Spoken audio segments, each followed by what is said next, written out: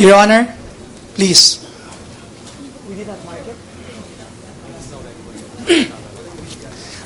Your Honor, please. Yes, please. Yes, we checked it, and we did not mark it, Your Honor, because it corresponds to the dollar account. And it was not produced by the witness. So this material, that Annex A to your supplemental request for subpoena, has not been marked as an exhibit in this court. It has not, Your Honor. And the documents that you mark as exhibit coming from the Philippine Savings Bank are all peso That's correct, Your Honor. accounts. That's correct, Your Honor.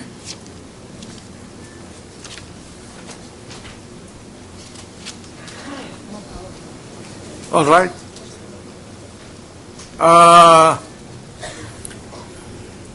Can you present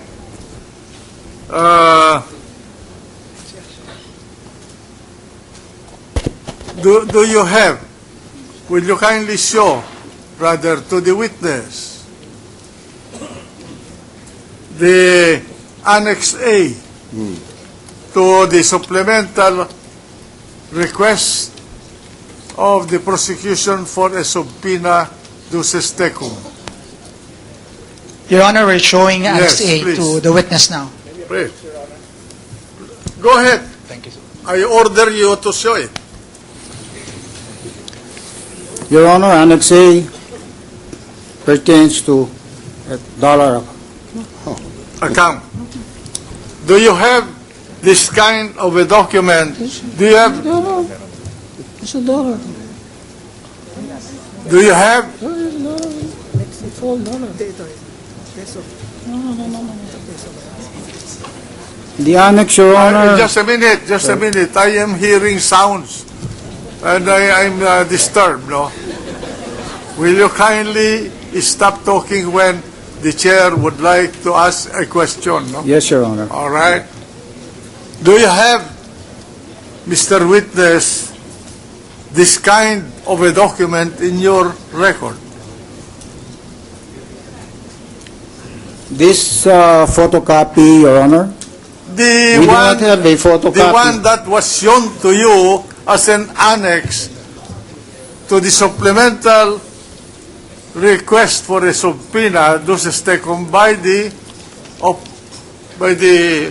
prosecution. May I consult counsel, Your Honor? No, and just answer if you have or not, do not have. I do not have it, Your Honor. You do not have this kind of document in your record.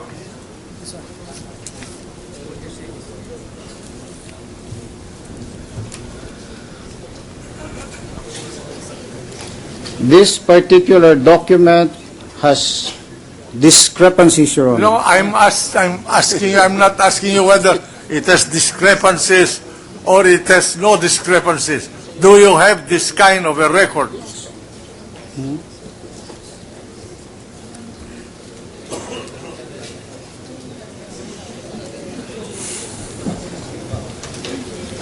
They're I really am sorry, Your Honor, because I cannot understand the definition of this kind. When I look at this annex, for example, there are discrepancies already here that are not in any of our records. Do you have a similar document in your record? A similar document, Your Honor, in certain aspects, yes. No, do you have a similar document in your record that is out to you authentic part of your record? Part of your record. Part.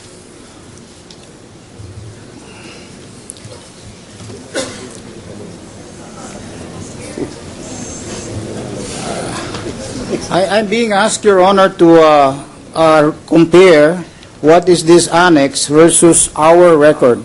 And, you know, Your Honor, in all due respect, Mr. Witness, the chair is asking you a specific question. yes, Your Honor. There is here in this request for a supplemental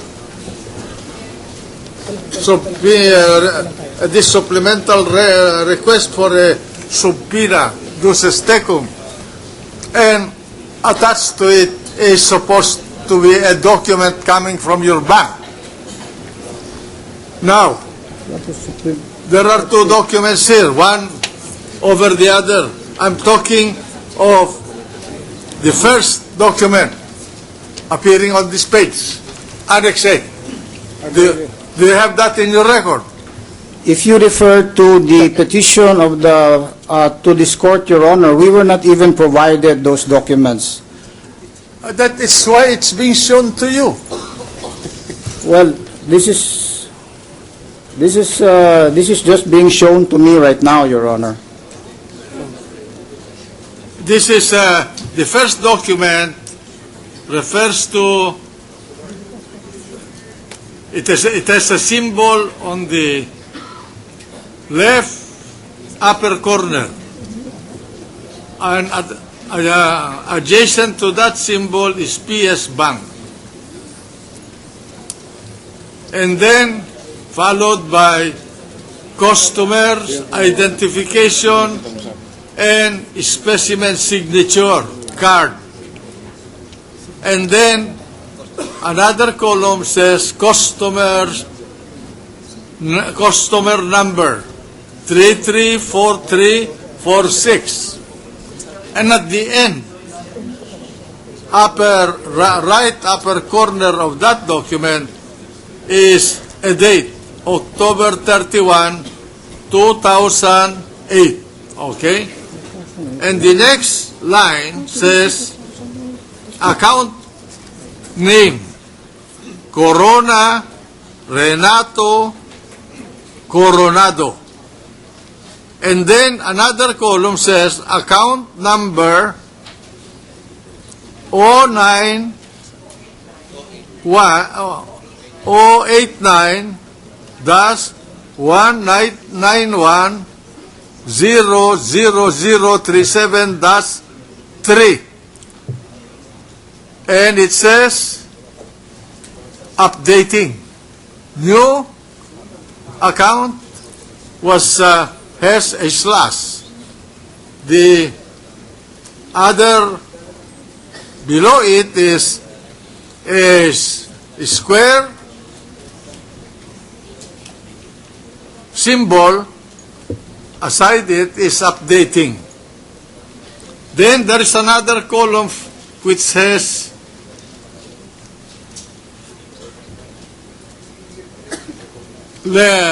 some words, and followed by another line which says Philippine Savings Bank will please recognize, and then it says any or any two or all, etc.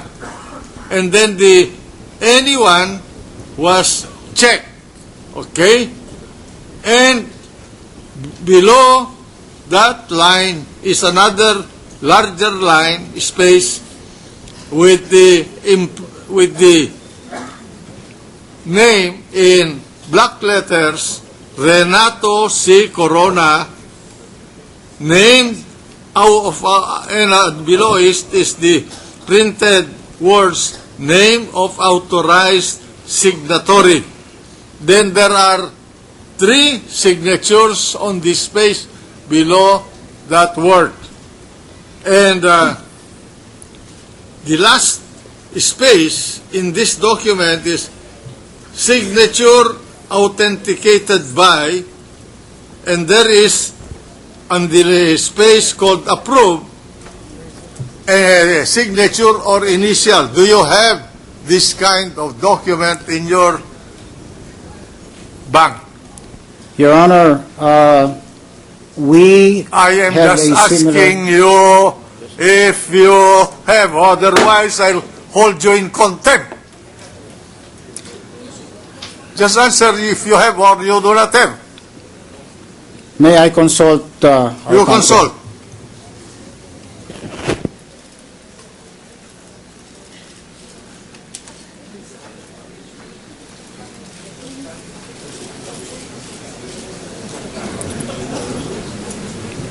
It is not the one, Your Honor. Do It's you spurious. have this kind of document? As to the form, yes, No, we I'm do, Your Honor. asking you, do you have this kind of document in your bank? No, no. You will say, yes, we have, but this document is different from what we have, if that's your answer.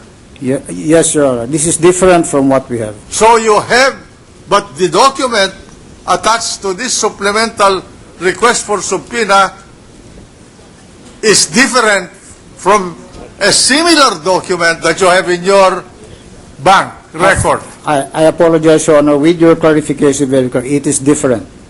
What is it different?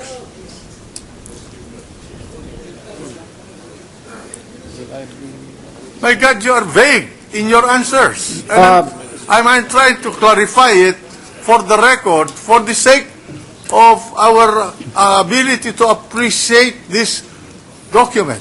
Your Honor, we do not have notations here like PEP. Precisely, do you have this kind of a form? The form I have declared, Your Honor, we do have. You have. Yes, Your Honor. And are the entries in this form that is attached to the supplemental request for subpoena filed by the prosecution the same entries appearing in the form that you have? As to there are underlines here. It's different, Your Honor. So you tell us whether they are different. Yes, Your Honor. We have They're said that. different. Okay. The signatures appearing on this document, are they similar to the document you have? They appear to be similar, Your Honor. They appear to be similar. They appear to be similar. Just from there are highlights here on the document that are not present. There's underlying. There's even this particular document. It is not clear the date of 2000. I think you're mentioning. In other words, you say there are similarities and there are basic differences. That's what we have been saying, Your Honor. All right. Just say so. Answer my question, please. Yes, Just Your Honor. listen. Now, there's another document below the document that I already described. And the letters are very small and it's difficult for the presiding officer to read them, but I will try to read them to you. Account name, family name, first name, middle name, or company name. Another column rather, customer number. And then another column, account number, etc. And there are entries. Do you have this kind of document in your